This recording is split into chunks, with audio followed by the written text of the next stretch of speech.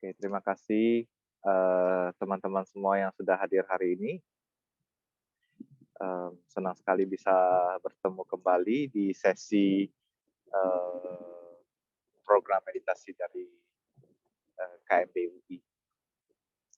Hari ini bagi saya ingin mengklarifikasi supaya kita tidak terjebak dengan ide bermeditasi. Karena kadang-kadang kita punya ide apa itu meditasi. Karena kita punya ide, kita terjebak di ide dan kita tidak bisa bermeditasi dan tidak ada hasilnya akhirnya. Jadi bagi saya meditasi bukan sesuatu yang spesial, bukan sesuatu yang harus spiritual, bukan sesuatu yang harus berhubungan dengan keagamaan, tetapi adalah seni untuk hidup di saat ini. Suara saya terdengar dengan baik karena banyak berangin. Ya, bagaimana cara kita bisa hidup dengan mengerti kehidupan itu sendiri. Karena kadang-kadang kita hidup tapi nggak tahu apa artinya kehidupan. Akhirnya kita terjebak di dalam stres yang tidak berkepentingan. Kita sibuk tapi kita nggak tahu sibuknya apa. Kadang-kadang kita capek tapi nggak tahu capeknya apa.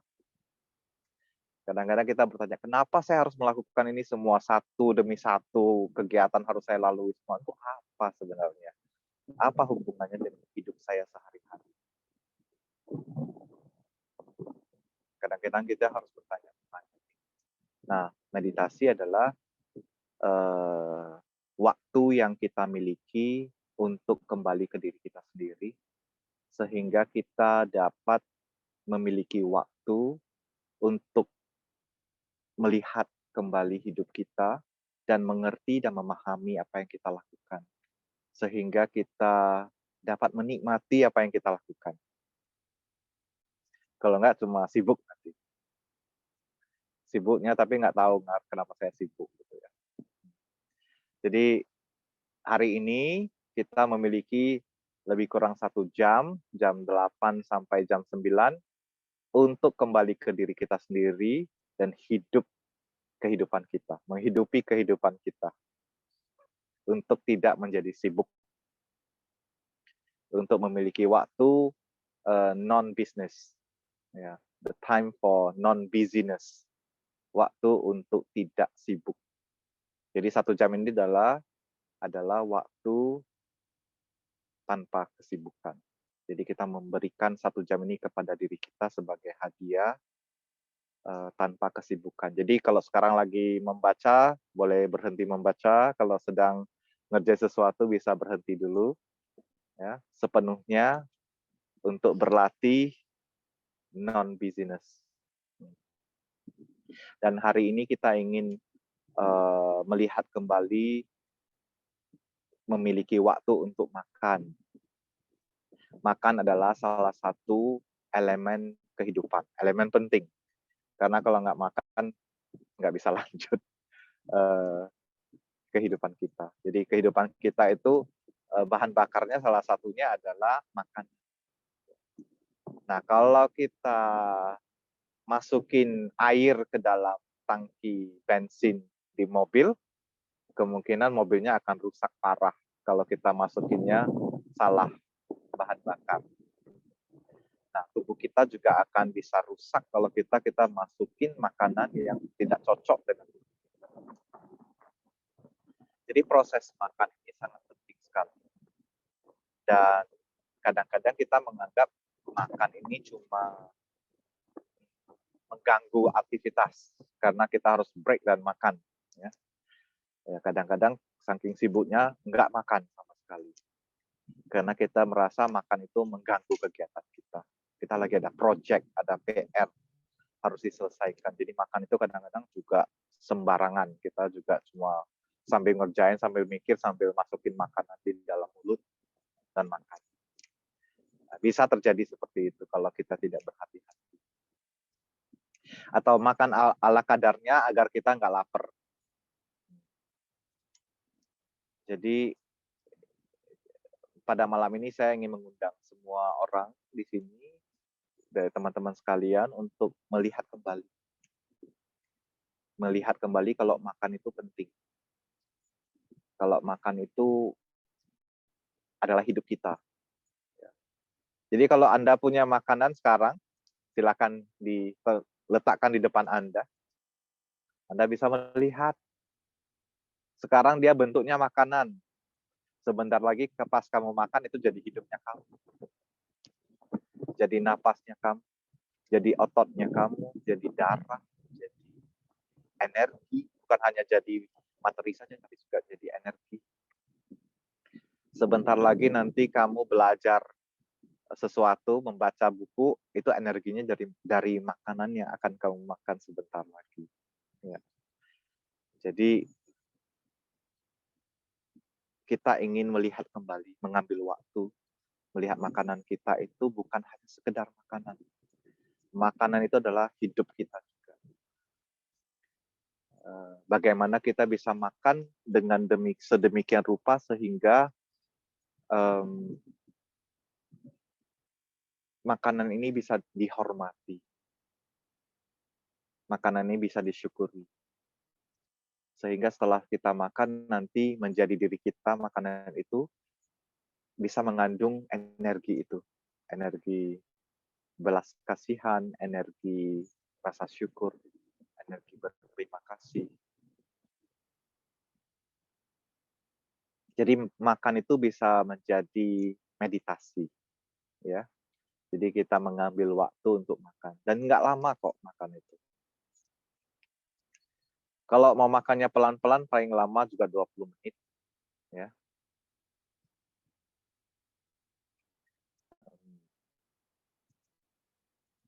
Jadi kalau sudah ada makanannya bisa letakkan di depan kita, Anda lihat apa makanannya. Saya cuma punya permen. Nih. Karena kita sudah makan siang. Ya, coba lihat makanan kita. Dilihat makanan kita. Sebutkan namanya dalam hati. Ada apa aja yang ya. Terus Anda tanya makanannya. Hei, wahai makanan. Apakah kamu adalah sesuatu yang di luar diri saya saat ini? Apakah kamu adalah kehidupan saya? Kita tanya pertanyaan seperti itu. Kalau kamu mendengar dengan mendalam, kamu bisa mendengar jawaban dari makanan itu. Makanan itu akan memberitahukan Anda, saya adalah hidupmu. Ya. Sebentar lagi saya akan menjadi tulangmu, sebentar lagi saya akan menjadi darahmu, saya akan menjadi ototmu, saya akan menjadi jantungmu, dan lain sebagainya. Dan Anda bisa tanya pertanyaan kedua, kamu datangnya dari mana? Dari mana kamu datang? Mungkin awalnya warung sebelah jawabannya. Tapi nanti kita lihat dengan lebih dalam lagi makanan itu ternyata ada yang dari perusahaan, ada yang dari pabrik, ada yang datangnya dari sawah, dari pedesaan, ada yang datang di dalamnya itu ada yang juga datang dari langit. Hujan yang turun menyirami sayuran, itu juga ada di dalam makanan kita. Kalau di depan Anda ada sayur, ada buah, Anda juga bisa melihat makanan ini terbuat dari tanah.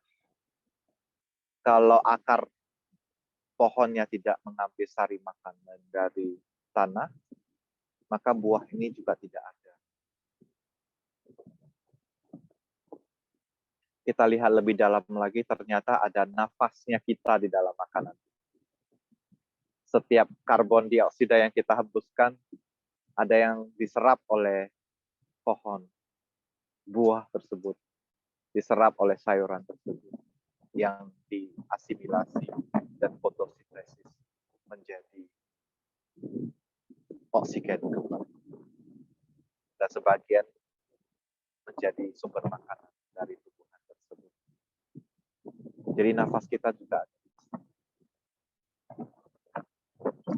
Kalau Anda mengambil waktu 1 jam, Anda bisa melihat banyak sekali hal yang ada di dalam makanan.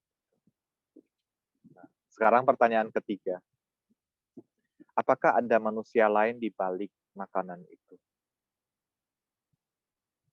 Anda mulai bisa melihat ada yang pertama adalah orang yang masak, orang yang mengerjakan, orang yang menjual kepada Anda kalau Anda beli.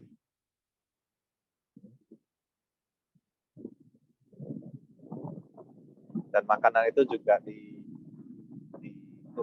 resepnya dari seseorang.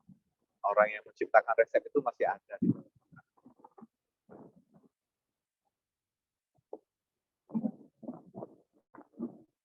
Petani yang menanam makanan itu juga masih ada. Orang pabrik yang mengerjakannya masih ada di dalam makanan kita. Jadi ini yang kita sebut dengan melihat secara mendalam. Bahasa Sanskertanya atau bahasa Palinya adalah vipassana. Kita memeditasikan satu objek dan kita lihat secara mendalam. Dan kita nggak hanya lihat secara mendalam, tapi kita bisa menyatukan diri dengan makanan tersebut. Kita melihat diri kita tidak terpisah dari makanan ini. Maka untuk itu makanan itu juga harus dihormati seperti kita menghormati diri kita. Kalau kita memiliki kegalauan saat ini, kita tahu rasa dari makanan ini akan membantu kita untuk menceriakan hidup kita. Karena kita bisa menyentuh kemanisan, kita bisa menyentuh rasa asin, menyentuh kesegaran di dalam makanan ini. Oke, sekarang bersiap-siap untuk mengambil 1 sendok pertama. Ya. Jadi kita lihat makanan ini adalah, kita bisa melihat dengan jelas, makanan ini adalah hadiah dari alam semesta, dari langit, bumi, dan semua orang yang berusaha keras untuk membawa makanan ini di depan Anda. Yang kedua, kita juga bisa melihat kita harus memiliki rasa syukur untuk menerima makanan ini. Yang ketiga, kita ingin makan dengan sedemikian rupa sehingga kita memiliki welas asih kepada semua orang yang telah menyumbangsihkan makanan ini kepada kita. Dan yang keempat, kita juga ingin mengingatkan diri kita bahwasanya kita makan makanan ini untuk melanjutkan hidup kita, mentransformasikan hal-hal yang tidak baik di dalam diri kita menjadi sesuatu yang lebih bijaksana. Karena makanan ini menyumbangkan energi bagi kita untuk bertransformasi. Dan yang terakhir, makanan ini membuat kita memiliki kekuatan untuk membangun persaudaraan sebagai umat manusia, untuk saling menghargai, saling mencintai, dan membantu semua makhluk. Jadi ini adalah 5 kontemplasi, 5 perenungan sebelum kita makan. Nah, sekarang kita boleh mengambil 1 sendok pertama atau gigitan pertama. Kita bisa masukkan ke dalam mulut. Kalau mau dicium boleh. Jadi kita bisa mencium baunya. Kalau saya punya permen kacang. Kacangnya sangat wangi sekali. Nah, kita bisa letakkan di mulut dan kita makan dengan hening.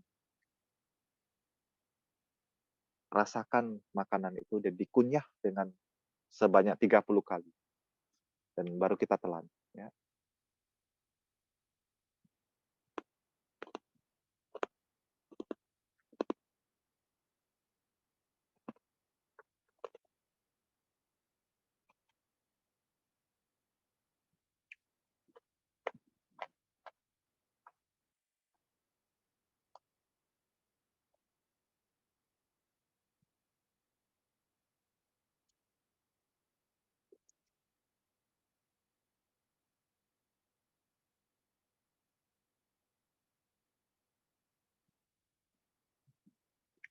Kalau Anda sudah telan, Anda boleh mengambil sendok berikutnya atau gigitan berikutnya.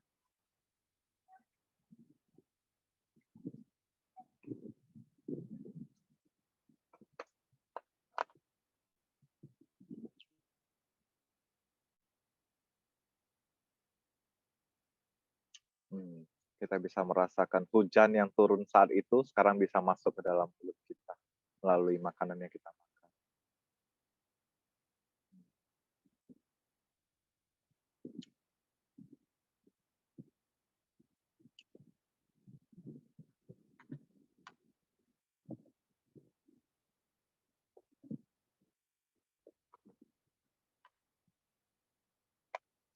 Usaha orang yang memasak juga ada di dalam sana.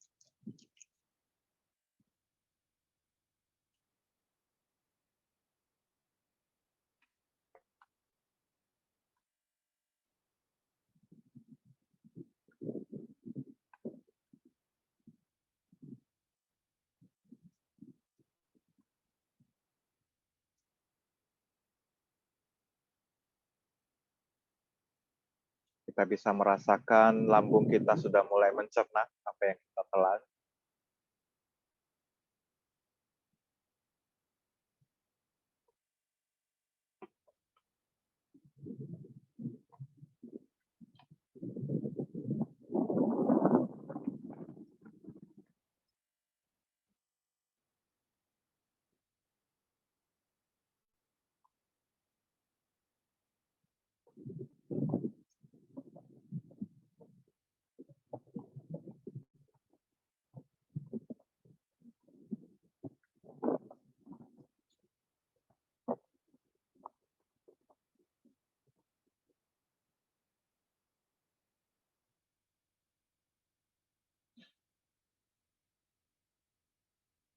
Ketika Anda mengunyah, Anda juga bisa merilekskan seluruh tubuh Anda dan beristirahat sepenuhnya ketika Anda makan. Mulutnya mengunyah, tangannya bisa diistirahatkan, tubuh kita bisa istirahatkan, dan izinkan gigi kita, lidah kita mengunyah, mencerna makanan melalui mulut terlebih dahulu, dan kita kunyah sampai sedemikian rupa sehingga ketika lambung kita menerima makanan tersebut, lambung kita merasa bahagia karena sudah dikunyah dengan baik. Jadi lambungnya bisa bekerja lebih santai.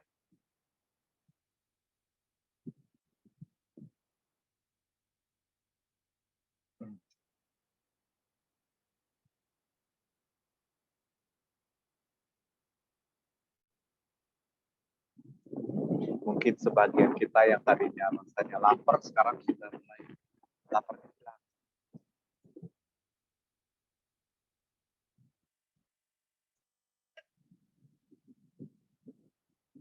Jadi sistem homeostasis kita juga sudah mulai lebih tenang sekarang. Karena sebelumnya mungkin tubuh kita sudah mendeteksi, oh ini gula darah sudah berkurang, jadi biar lapar, biar makan. Sekarang sistem tubuh kita sudah lebih tenang karena kita makan.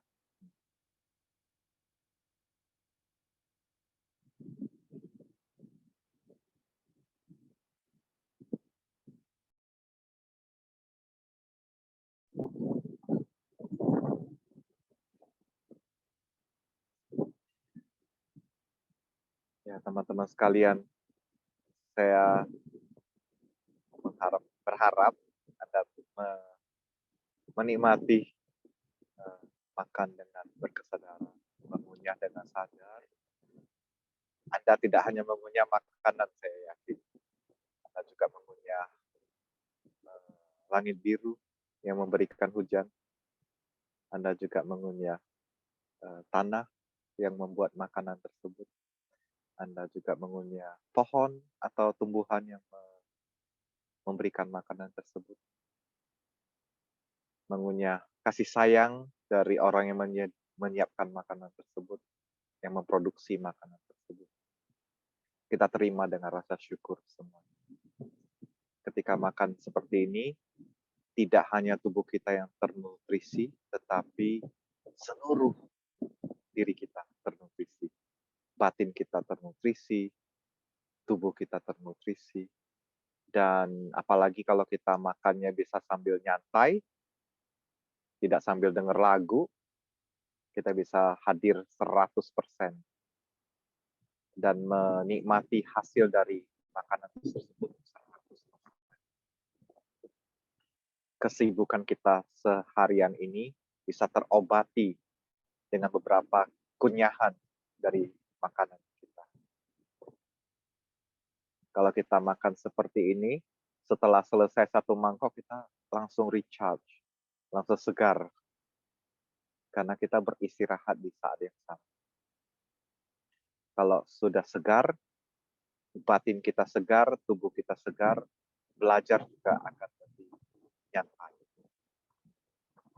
Kelelahan kita dan lapar kita juga.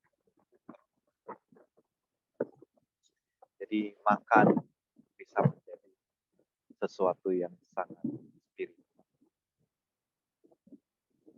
Dan makan bisa menjadi meditasi. Meditasi tanpa ide. Dan ini meditasinya sangat mudah karena tidak akan ada rasa sakit di dalam tubuh.